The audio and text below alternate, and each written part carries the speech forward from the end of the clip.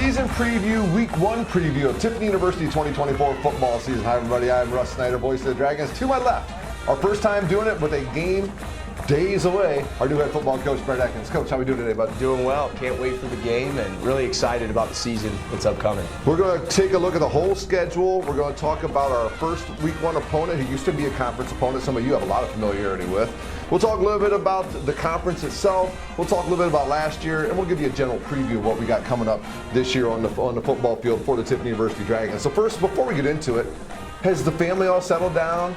The missus, everybody kind of got settled into Tiffin now? Yeah, everybody's settled in, and my wife got a job. She's teaching at Calvert. Oh, cool. And yeah, it's been a great summer, and we're ready to hit the ground running now that we're settled in. Yeah, you were here at the end of the spring, basically, when you came in. So football on the brain, but not football on the field. How good did it feel to get the kids back into town and get them out in that practice field? It was great. I mean, we worked hard last winter. We had a good spring ball with the guys, but really, our team has drastically changed even since spring ball. So getting here, we had about 45, 50 guys that stayed this summer and devoted their summer to working hard and building their bodies up. But it was great, in August, getting everybody back and getting everybody practicing again. It's awesome. You were able to do some cool community service things with the kids as well. Yeah. We'll talk about Victory Day in a moment, but talk about some of the other stuff you guys were able to do. Yeah, you're not allowed to do a whole lot in the summer in Division II. We've got a great strength coach, Zane Cox, and he did a phenomenal job training our athletes that were here this summer. But the other thing that he did, Wednesday was their off day of training, and he took them out and they did community service here in Tiffin. They went to the fire station, split up to two different fire stations, and they helped them clean. And really, I saw a lot of the pictures and saw it in person. They did a whole lot more, playing with all the fire equipment than they did cleaning. But all in all, they're young men. Yeah, all in all, it was great. And then went out in the community and did a great job cleaning up in downtown Tiffin. Devoted a couple Wednesdays to doing that too. So it's really important, I think, at the Division II level. I mean, you've got to have a connection with the community, and it allows the folks that maybe just see these kids walking on the sidewalk as they're driving through campus, or see them on a football field with a helmet on, gets to see them as kids, not just students or student athletes. Right, and I think we've got a big heart for serving on our team, and I think when you have the label of football player, sometimes that's as far as people can see you. So it's a great opportunity to go out and be seen, living the life that you're trying to live and giving back to your community. And then the Victory Day, which is always a super fun time. That just happened last weekend, and a big turnout of people come in to celebrate with you on Victory Day. Talk about that event a little bit and what it means to you, or your guys, and your entire program. Yeah, honestly, it was an awesome night. It's the first time that I've been a part of Victory Day here at Tiffin.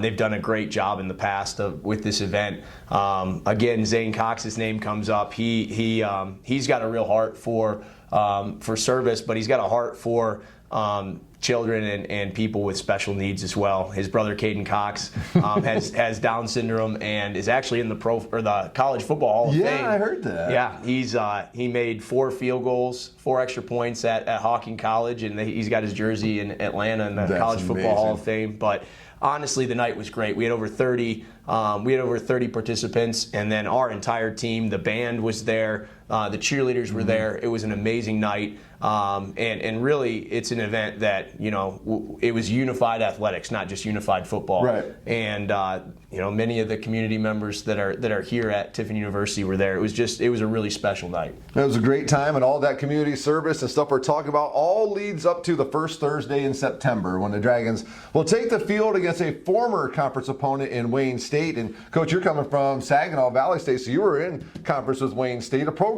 who not that long ago had tremendous success and a little bit of a struggle last couple of years, but they tripled their wins last year from 2 years ago to last year. So they're going to create some opportunities for your team, but also some challenges and difficulties. Let's talk a little bit about this opening game, Wayne State, before we work our way through the schedule a little bit. It's a Thursday night game. How do you feel about that, first off? I think the Thursday night game sets up well for the season. We don't have a bye built into our season, so it'll be nice to play on Thursday. Get that mini bye, or whatever you call it. Yeah, you get a couple days to recharge the battery before getting ready to play a tough opponent in Lenoir-Rhyne. So I'm excited to play Wayne State. They are a tough football team. I had an opportunity to coach against them the previous 2 seasons, and man, they play hard and they do a great job. Both of those games were nail biters down to the wire, and that's what you see from them. They play in the GLIAC, which Tiffin's been familiar with as we used to be members of it. Yep. But they do a great job inside that league of being competitive and playing physical and playing hard. So well, 4-7 the Dragons all time against Wayne State. An interesting tidbit: the Thursday opener will be my 140th consecutive TU game on the broadcast. My second game was at Wayne State, and we lost that one 55-0. And my 0-11 first year. So let's flip the script a little bit on that. But it's interesting how it all works its way around. A team that we have a lot of familiarity with. I can tell you it's 77 steps at their stadium from the bottom to the top, because they tell you every time you go there and do a game. But it's going to be a fun one, because it's going to be a good barometer, I think, for both programs to see where they're at after week 1. And kind of having that Thursday game, I think it's good on the first week too, because the kids are going to be so amped on Monday to play a football game that normally be on Saturday. Maybe that'll help condense that energy into a Thursday night explosion. Yeah, and that's our plan. We everything that you do is predicated on what does a week of football look like. This allows you to change that up just a little bit, right, and then buy yourself some extra days going into the second week of the season. So we're really excited. Kids have been practicing hard, and they are going to be ready for the game on the 5th. Well, Wayne State last year was 5th in the GLIAC at a 3-8 record. They lost to your Saginaw club you were with last year in overtime, 17-10. You look at their first 4 games, it's got to be about as tough as anybody's got in the country. They go to Tiffin, Findlay, Indianapolis at home, and then at Truman State. That's a tough first 4 games to get going at this level. Yeah, I think that just goes to show you they're not afraid to play anybody, and that's from an outsider's perspective. That's been something that I admire about them, is they'll play anybody tough. All right. Well, speaking of first 4 games, our first 4 games aren't that easy either. So let's talk a little bit here about September. We open up, as we said, with Wayne State on a Thursday night. And then if you look at some of the preseason rankings, you're going on the road to face a team that's ranked in the top 10 in the country, Lenoir-Rhyne down in North Carolina. That's a good program. Yeah, it is. And another good opportunity for us to go out and really demonstrate who we are and who we think we are. It's going to be a great test for us. They're perennially a great program. And if you want to be in that talk year after year, you've got to play great opponents. Absolutely. Like Lenoir-Rhyne. So we're excited for the challenge, and our team will be ready to go. Dragons finish up September with a home game against Northwood and then at Ashland. So that September slate for the Dragons, I mentioned Wayne State. Boy, ours isn't much different than that. I mean, that's a tough road to hoe, but you know what? You got those 2 conference games at the end of the season. One of them looming the game at Ashland. That'll be a big game. Everybody in the conference will be circling that. But 2 home games, 2 road games in September. Then we move on into October, where more home cooking in October. 3 of the 4 games in October are at the friendly confines of Frost Cowdell Stadium, including Thomas More, Ohio Dominican, and Lake Erie, with a road game at Walsh sprinkled in October. Right. Yeah, we're excited to get the season started, and it's going to go fast. It'll be nice to be in October and have more home games, but really we're just excited about every challenge that we've got, whether it's home or away. Right. Each of them provides a unique opportunity, and we're excited for it. No, your focus has to be on who's in front of you, and it's my focus, or my job, to widen that focus when we're doing a program here. So we'll talk about November a little bit too. 2 of the 3 games in November on the road: at Kentucky Wesleyan, and a tough way to finish the season, at Hillsdale, never a fun place to play, and then the rival Findlay coming in to finish out the regular season in November. And that's the 11-game slate for the Dragons: 4 September, 4 in October, and 3 in November. It all adds up to what looks like to me to be a whole lot of fun. It's going to be great. Like you said, I'm focused about September 5th and Wayne State, a great opponent coming here on a Thursday night. But man, we're going to have to be on our A game all year with our schedule. Yep, every week it's a different battle, a different beast for the Dragons. And you look at the Great Midwest Athletic Conference this year. Tiffin, undefeated last year, finished the regular season with that perfect record and a bye in the opening round of the tournament. The GMAC has Tiffin ranked 3rd in the preseason rankings. Findlay, Ashland, Tiffin, Hillsdale, the top 4. And those 4 teams, you could talk to a handful of different people, and they would probably put those 4 teams in a different order depending on who you talk to. But those are probably the 4 best teams in the conference, I would say, coming into this year. Yeah, we've got a great league, and again, you're going to have to bring your A game every single week, and you can't worry about where other people have you ranked. You've got to show up, and you've got to play football. Our guys had a great, phenomenal year last year. Going 11-0 in the conference, and I'm excited that we were picked 3rd, and we've got something a lot left to be proven, and we're excited to go out and demonstrate that. Well, every week it's about putting a mark under the W column and not the L, and you move on. Every week it's like a season in 7 days. We worry about what happens. Normally it's Saturday. The first one is Thursday, as we said. But you mentioned earlier a lot of change this year, not only from the end of the season but also in the spring. But let's start with the coaching staff. A lot of new faces on the coaching staff. Bennett White was only a holdover from last year. Probably helped you with the transition a little bit. But it seems like you got some really cool and unique guys coming in to help out. Offense coordinator Zach Blair, defense coordinator James Daniels. Talk a little bit about your staff. Yeah, we've got a great staff. And honestly, the things that we're concerned with when building the staff was how well we could reach our mission. And our mission is to develop people at the highest level and to build a great relationship and have a great experience for our student athletes. If we do those things well, we're confident that we're going to win the football games that we need to, if we can develop each individual and develop our team inside that. So going back to our staff, drawing this back to them, when we designed the staff, it was all men that are passionate to do that. So James Daniels, I've known the longest, our defensive coordinator. We played together at Mount Union. We were freshmen. It's funny, looking back at camp, one of the things we were telling our freshmen is, 16 years ago, James and I were doing exactly what they were, sitting in a room. We didn't know each other. But you build friendships over the years, and then you go out and we were coaching in different places, coached against each other a couple times. Right. But it's great to have a familiar face on the defensive side, a guy I really trust. And then Zach Blair, he's been coaching with me really off and on, 1 year off, but all the other years on for 5 years. So he was with us up at Saginaw last year, and then I coached with him for 3 seasons at Indiana Wesleyan. So really excited for our staff, and we've got a great staff. Those 2 being the coordinators, but all the way on down, what you'll see is guys that get along well, and we work really, really hard and really well together. Well, I'm sure when you first get hired as, they get the call, hey, you're our guy here at Tiffin University, and you're excited, thank you so much.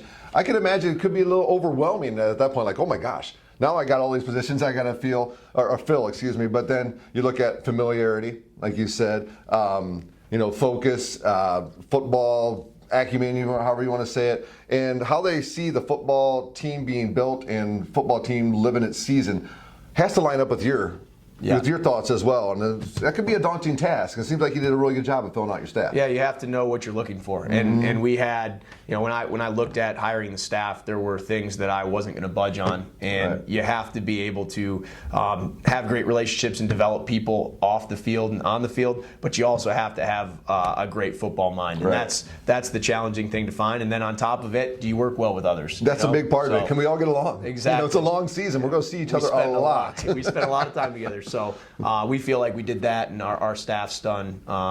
We've done a phenomenal job doing that and staying organized and working well together. And now the test will come as we start the season to see if we can put it all together. Everybody settled in with the coaches. Everybody getting settled in town and getting their focus all on football now. Yep. Everybody lives in Tiffin. We all have short commutes, so Perfect. That's a good thing. All right, let's talk a little bit about the players. I mean, those are the guys that got to make it happen on a football field. And there's one thing that has pretty much been consistent around here that I can almost always lean on. We're going to have athletes at wide receiver, talented guys. We're going to have some good, hard-nosed running backs.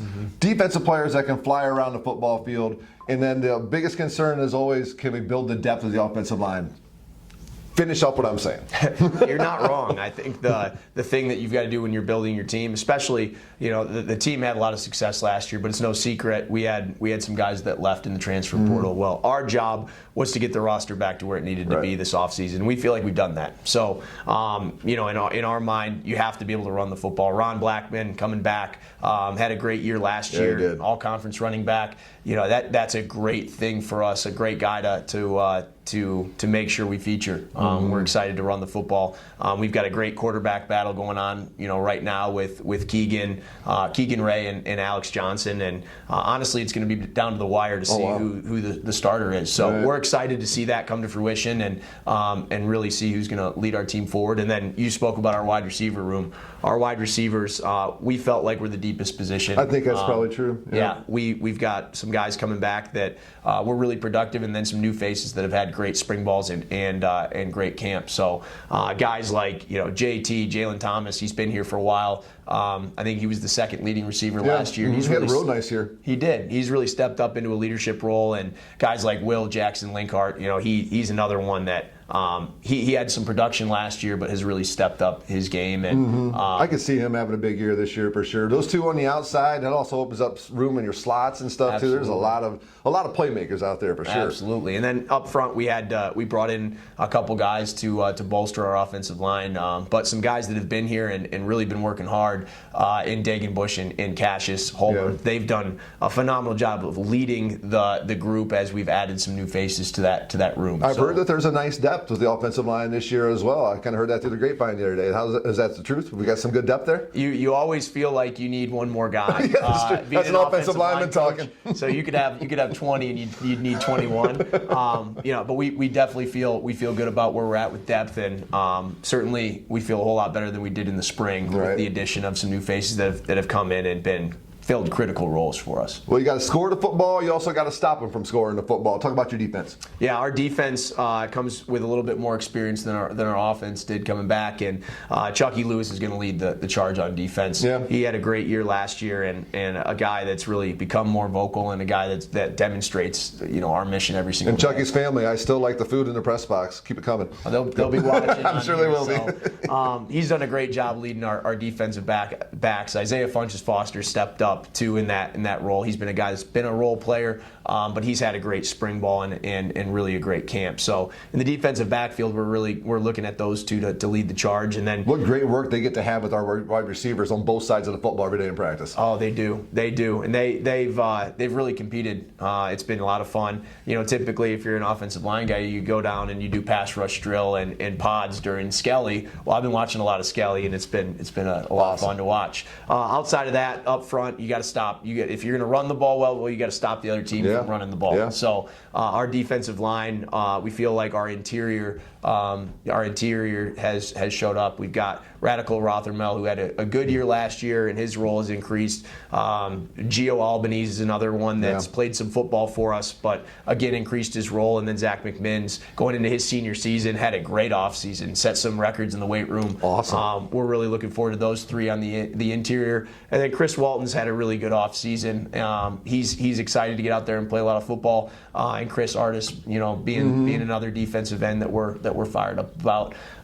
Leaving the middle for our linebackers. Yeah. Our linebacker position has been the most competitive position on our defense throughout camp, and we feel really excited. We've got Kenny Bird's a great transfer that we brought in. Jalen Coles has had a great camp. Collier Brown's going into his senior season.